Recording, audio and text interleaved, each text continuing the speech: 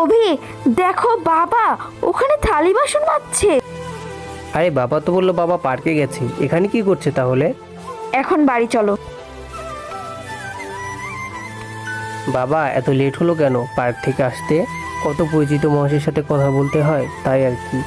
বাস বাবা, আর কত মিথ্যা বলবে? বাবা আপনি এই বয়সে এত মিথ্যা কথা বলেন?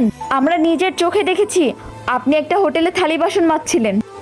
তুমি কি একবার ভেবেছো আমার শ্বশুরবাড়ির মানুষজন যদি এসব জানতে পারে আমার মান সম্মানটা কোথায় যাবে? তুই তোর মান সম্মানের কথা চিন্তা করলি? যখন তোর শ্বশুরবাড়ির লোক জানতে পারবে তুই বাবার কোনো খেয়াল রাখিস না, তখন তারা কি বলবে? তুই একবার জিজ্ঞেস করেছিস তোর বাবার ওষুধ লাগে কি না? ওষুধের টাকা জোগাড় করতেই আমি ওখানে থালা বাসন মাজছিলাম। দোয়া করি বাবা তোর সন্তানরা যেন কখনো তোর সাথে এরকম না করে।